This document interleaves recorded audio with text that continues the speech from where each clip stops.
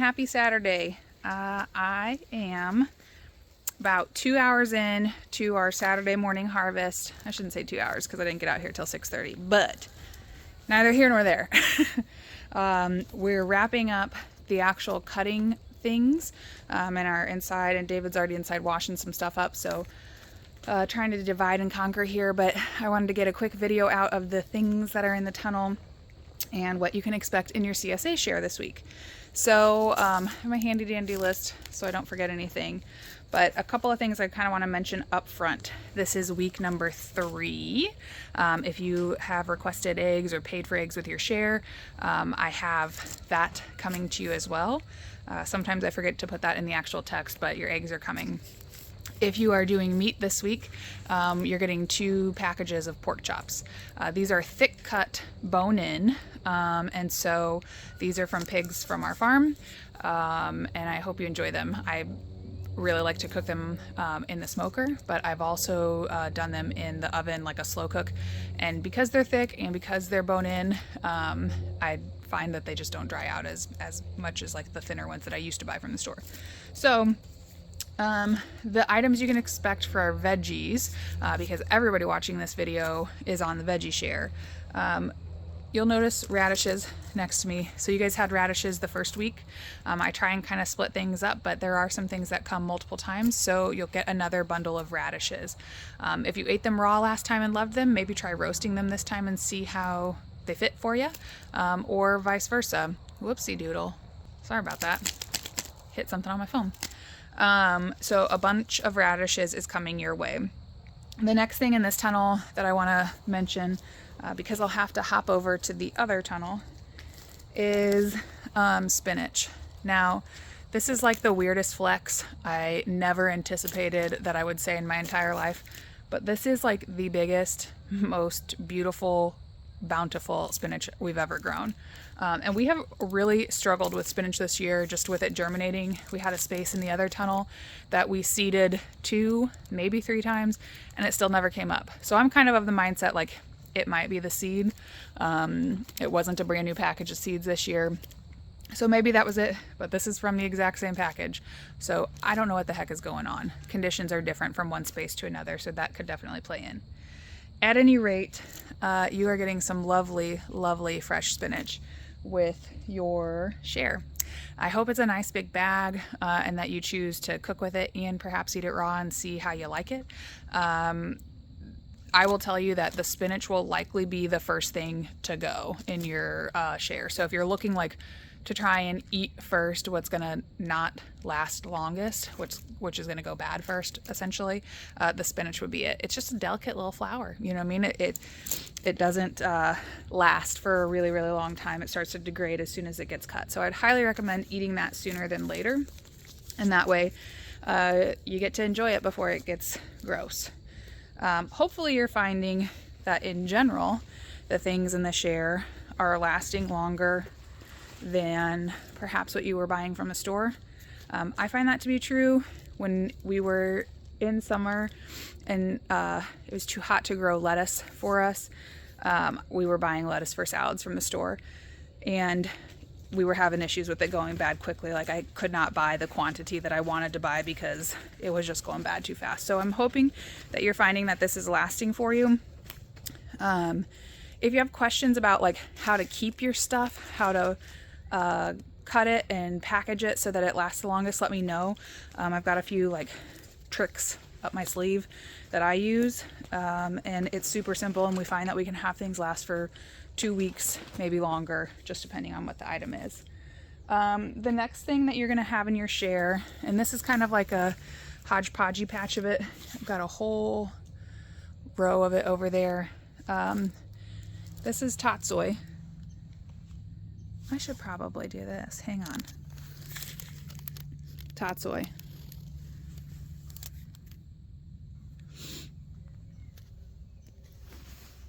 I'm gonna have to edit this out probably. My bad. Sorry. So tatsoi, you may be going, wow, that looks eerily familiar to the bok choy that was in my share last week. And yes, sort of. Tatsoi can be referred to as like an Asian spinach. It is tender and delicate like an Asian spinach is, or not an Asian spinach, like a regular spinach is. But it comes from that same bok choy family. It's just smaller, more petite, less pungent in flavor. So if you found that the bok choy had a sharper flavor to you, I don't know that I'd describe it as sharp, but it does come from that mustardy family. So if you tasted that, tatsoi comes from that same family, but is more mild, like even more mild. And so this is something that you can certainly eat raw. You can definitely cook it, but as you would cook spinach, it's going to be the fastest thing to wilt.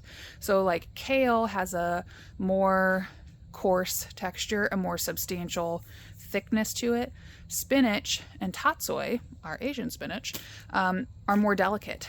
If you are cooking these things, unless you're like intending for it to wilt, so like in some recipes for spinach, they want you to wilt down the whole thing.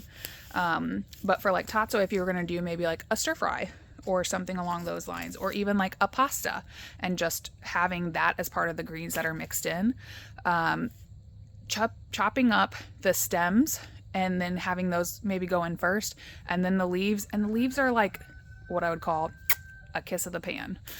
You want it to be hot enough to just cook it a little bit. I'm a weird, like, I don't like super mushy food, specifically with vegetables. And so for me, like a very light heat is all I really want on things like tatsoi.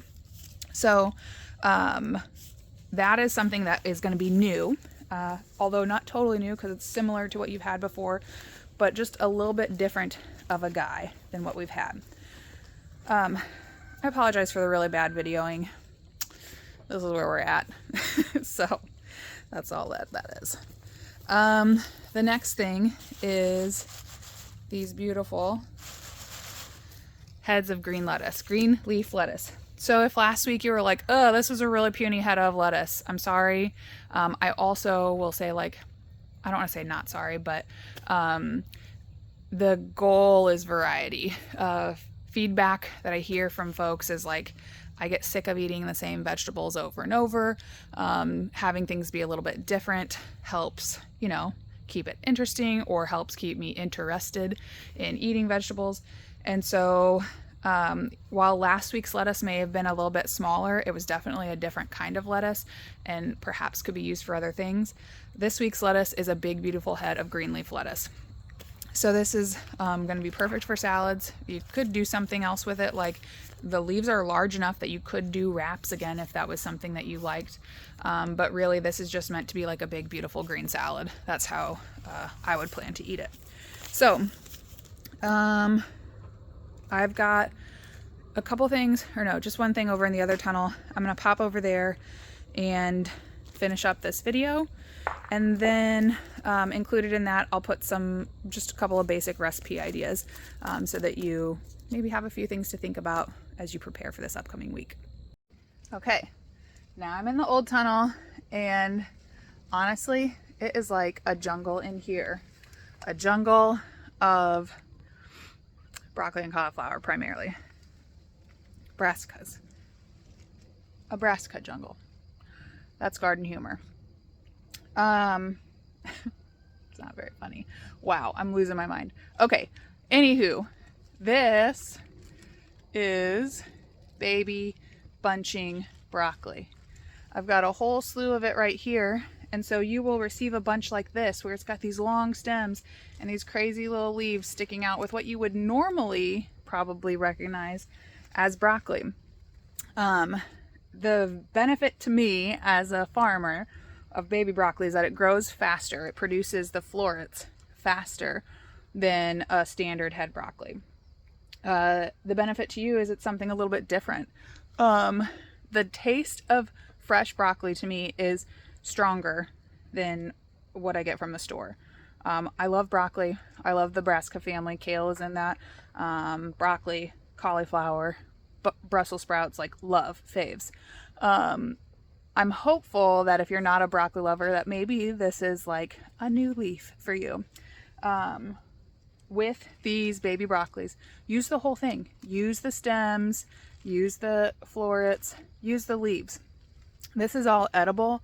This all has slightly a broccoli flavor. It will make this vegetable probably go into a couple of meals for you, which is not necessarily the only goal, but it is something of value to consider that like most people don't eat the leaves. When I buy broccoli from the store, the stem is so dried out that I can't generally use it. It's also super, super thick because it's a big head broccoli. So this baby broccoli offers something else. So I would encourage you to do something different. I hope you enjoy this. I love this. I've been eating little florets raw as I've been walking through here. So it's just awesome. I'm so like giddy. The last two things in your share that I don't have out here are Yukon Gold potatoes. These are going to be like super creamy, buttery potatoes. Delish. Love Yukon Golds. And then also acorn squash. I hope you're not squashed out at this point. I know that this is the third time a squash is showing up in your share. You're 3 for 3 at this point. Acorn squash is going to be a little bit different than the last two things. Spaghetti was not sweet. It had a particular texture. The buttercup should have been pretty sweet. Acorn is more like buttercup, but less sweet. Something delicious with that would be like just roasted acorn squash. It's got a ribbed outside. And so to me, peeling acorn squash is just not something I'm willing to do. So I try and think of ways I can cook it where I can scoop out or eat the flesh from the inside without having to peel the skin. So let me pause. Let me put this down. Let me get to a spot and I'll throw a couple of meal ideas out there.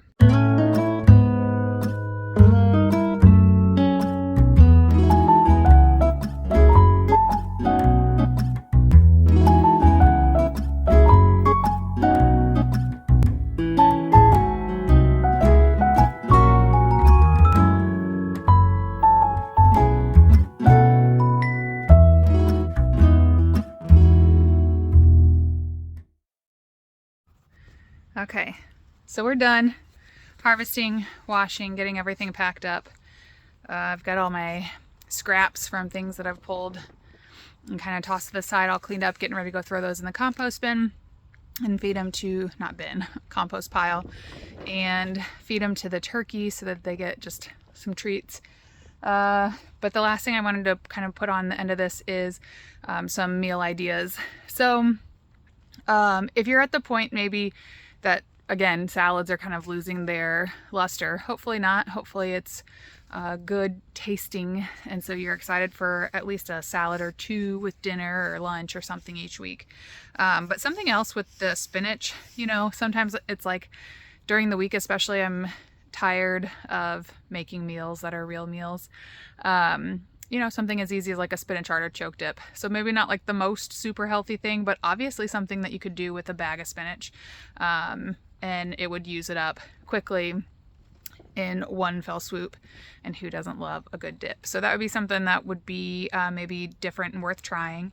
I'd recommend maybe a soup this week. It's going to be chillier, so it's great soup season with the potatoes, with the broccoli, with even the tatsoi. You could throw a little bit of that in there, or the spinach. Just prepare yourself to have it wilt down a little bit. But those would easily be things that you could just make, like especially the potatoes and broccoli, that you could make a quick soup with, especially if it's like creamy based. Throw some sausage, ground beef, chicken, or none of the above in there. Something else, since if you're getting pork chops, the pork chops would be delicious with the acorn squash, either roasted on its own. So the acorn squash you can essentially cut in half and then scoop out the seeds and then cut it into like half moons essentially. And I'd say, you know, 1/2 inch, 3/4 inch. You can use judgment on what you want to do on that. Line them on a baking sheet, olive oil, salt, pepper. You could do something that's like sage. So like sage and acorn squash go really well together, or you could do something sweeter like a brown sugar or honey, something like that.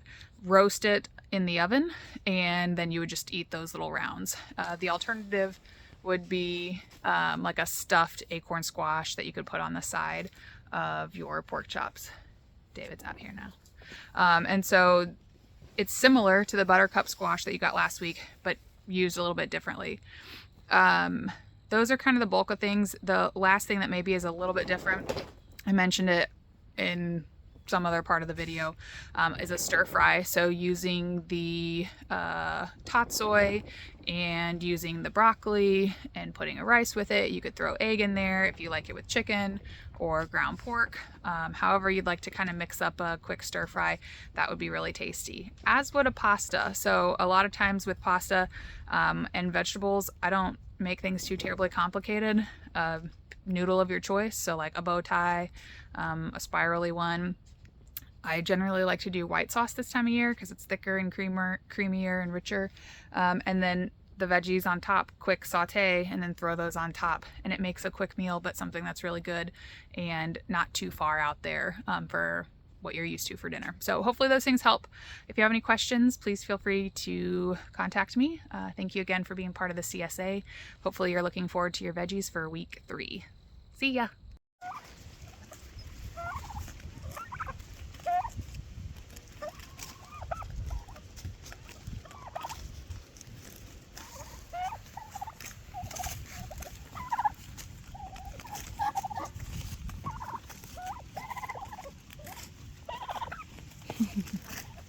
You don't like it? Hmm? Yes, you do.